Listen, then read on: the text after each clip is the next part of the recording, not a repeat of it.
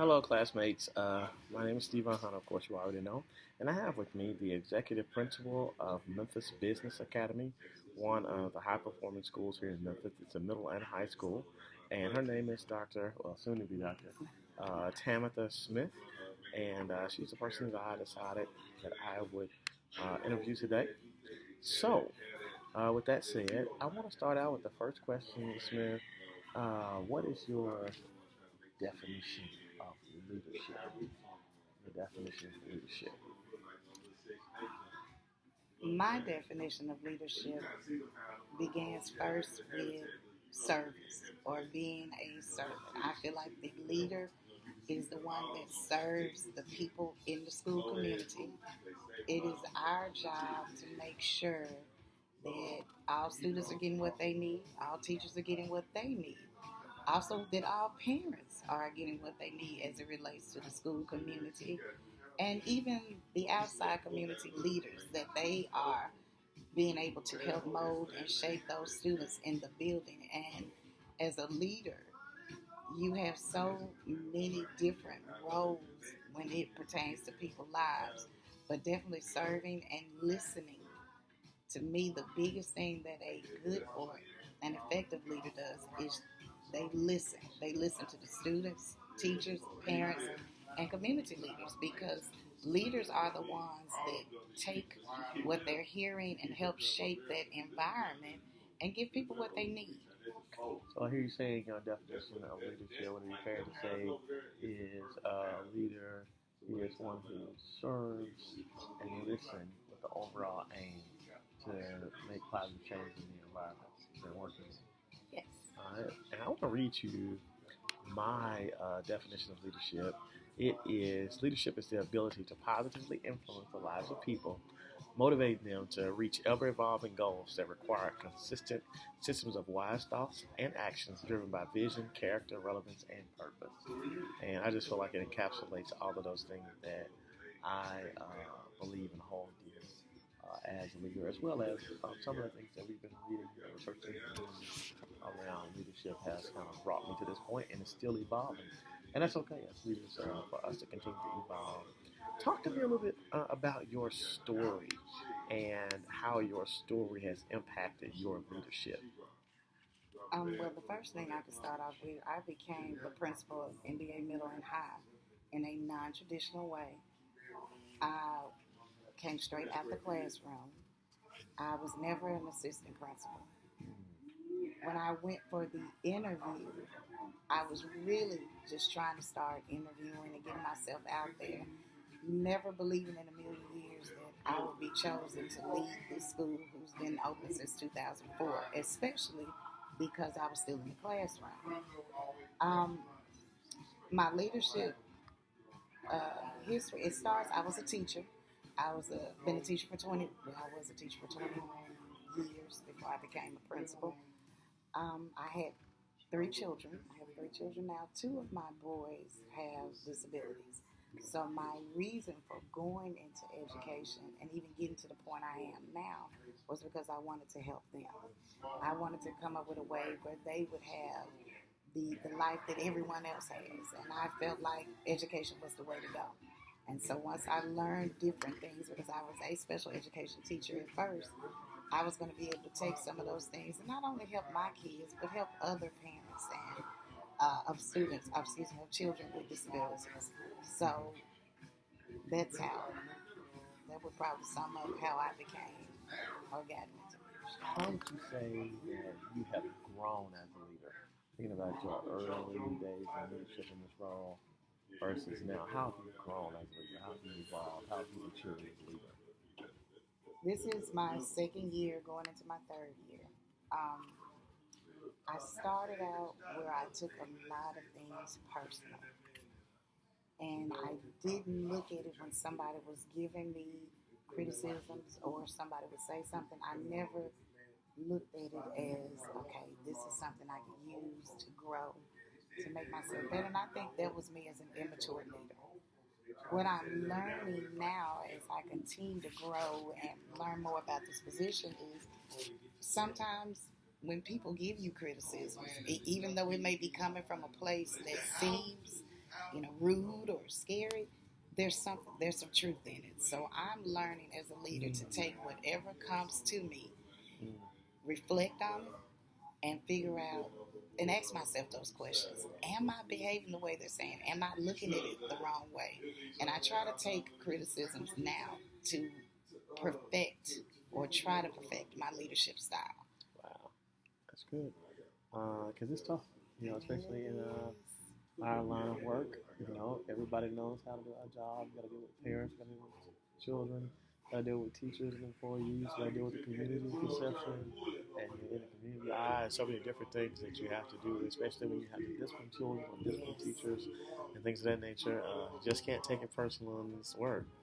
What issues do you think the leaders of today have to face? What issues? How's the deck stacked against them? What are the major issues you feel like leaders of today have to face? Well, depending on your background, sometimes I struggle with fairness, which now I have matured a bit. I'm still not where I hope to be in the next 7 years, but I'm looking at it from a different lens now, where I, as a teacher, I always wanted to be fair, but now I want to be equitable. So a lot of the things that I do now, I look at students and teachers individually before I make a decision.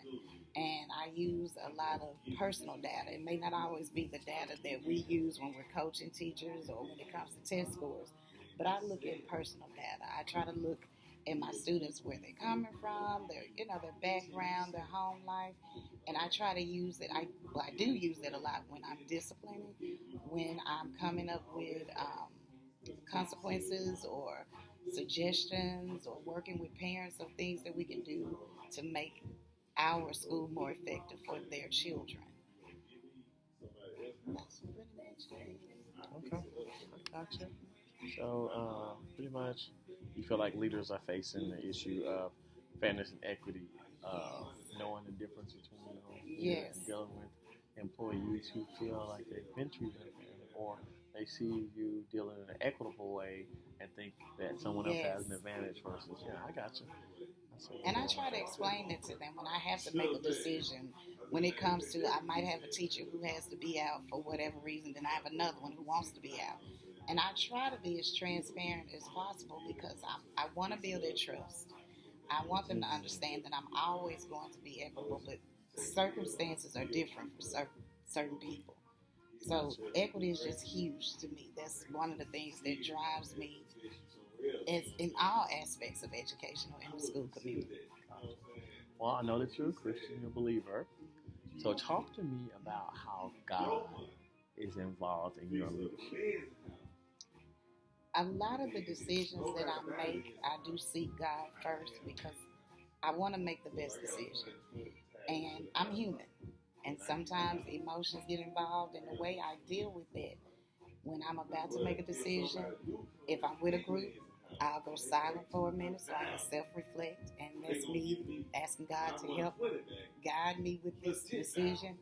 Or sometimes if I have time, I'll sit down in a dark room by myself and try to talk it out with God to see which way I need to go. And I've noticed that when I'm making those hard decisions that involve students and their parents, when I take that time out to see God first, both parties are more accepting and understanding of the decisions that are made. I don't make a decision that's punitive. I try to avoid that, because I feel like as educators and leaders, this is students' opportunities to learn and grow. So I'm always asking God, what would be the best decision for this person, instead of just looking at it as a whole. Talk to me a little bit about what you wish you had known prior to getting leadership one. The things that you wish you had known before getting into it. A lot of leaders make it look easy, and it is not easy. It's never easy when you are responsible for people's lives. And I think as a leader, and I'm responsible for student lives, it's not a decision that you can make that that has to be final. Sometimes decisions have to be changed and they have to be moved, and you have to be really considerate of the people that you're serving. And that goes for the teachers as well. They have things that they're going through, and I try to be conscious of decisions that I'm making with them when it comes to different things. I mean, we all know after the pandemic, a lot has changed mentally for everyone. And so I'm always trying to be considerate of of the people who work for me along with the parents and the students. So I just wish I would have known that I don't have to make all the changes immediately. Because when you first walk in, you're excited, you're hyped, and you want to make a difference immediately. And those differences do not come fast. It takes practice, it takes consistency, and it takes a while. So I just wish I would have known that it takes time for things to change. And as a teacher, looking from my teacher lens, we were always very critical about administrators. Like, why won't they do that right now? How come?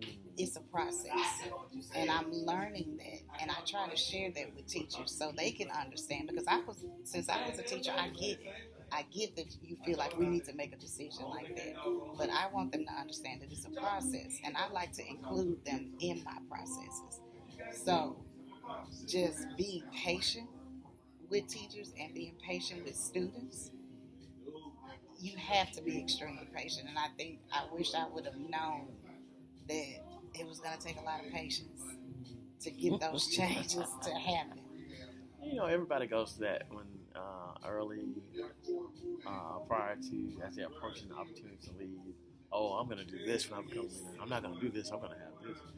All these great dreams and visions, and then you get in a role and you find out their structures and their systems and their things that can somewhat put a hamper on what it is that you're actually trying to do and accomplish. It doesn't mean that you shrink back and don't push your force forward.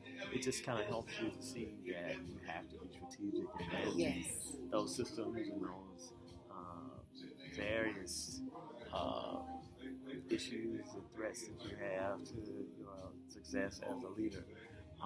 The reading that I did today in perusal that really hit home with me and talked about how leaders feel like they have to come to the meeting with the cake already baked, and then it says it's okay, like, to go in and have your team bake the cake together. There's more to draw from, and everyone's working together to reach a common goal. You're drawing from everyone's strength, and it just hit home with me. It's not necessarily anything that's profoundly new, collaborating. It was just the way that it was said.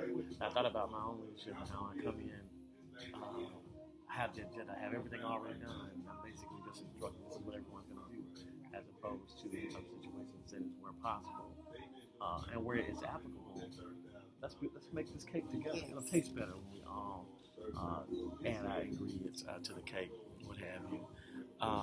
So, talk to me briefly about maybe a leader that you feel like has poured into you, or as a former supervisor who has been influenced you in terms of your leadership style. And you better get this one right. Well, working under you, I've learned some things that not only have shaped my leadership, but just me personally. Just the way you deal with criticism, the way you deal with negativity. I was one that I would deal with the negativity head on, meaning that I would probably give that negativity back. But working under you, I have learned that, and I think it goes back to the story of Christ. I've just learned sometimes there's another way to fight. And I know it's kind of cliche to say you kill people with kindness, but it works. And fighting them back with negativity, you'll never get anything accomplished. So I've learned sometimes to take the criticism when it comes. Like I mentioned earlier, that if you in the beginning was very overwhelming, and sometimes I never knew how to deal with that criticism, and it affected me individually or emotionally. But now I'm learning to, and I got that from you, a good leader. I'm learning to take that criticism, ask myself, what can I do? Because if this is what this person is seeing, I need to look closer. Am I doing this? And if I am, what are the things that I can do differently so it won't come across that I'm behaving this way or I'm coming off this way? So those are some things that I picked up from you. There was also another leader, and her name was Miss Hobson. Oh, phenomenal. One of the things about her, she was always, even when it was chaos, she was always calm. So I find myself sometimes when I'm dealing with someone who's irate, it could be a student or a parent, or dealing with a situation that at the moment it does not seem like we're going to fix. I've learned to just become calm and to just listen. Give parents, give students that opportunity to voice their concerns or what's going on with them. And I think that I picked that up from watching her and being around her when she was dealing with parents or students. And that works in the sense that I had an incident today with a parent who was very upset, and I understood because that's her child, and she wanted to be protective of her child. But I remained calm and cool, and this is something that I practice. It wasn't just today, but because I stole this from her. So I always remain calm, and what happens is that parent, in turn, after they've vented and they've gotten it off, they become calm, and they listen to me, and we're able to work something out together, build a solution for the child together. Well, I thank you so much, Ms. Smith. Appreciate your time. It's amazing to see again how you've gone from teacher, skip so many steps, become a principal with all those applicants that were like highly qualified with experience, and for you to get this role and to all of the first and all the wonderful things that you've been able to accomplish. It just says a lot about your leadership. It was phenomenal watching you as a teacher under me and then moving to the leadership team and then just totally bypassing all these other steps and becoming this amazing leader for an amazing school. I just thought it not robbery to ask you to do this interview. Thank you so very much. It will not be public, but my classmates and my professor will watch the video. And I apologize for the video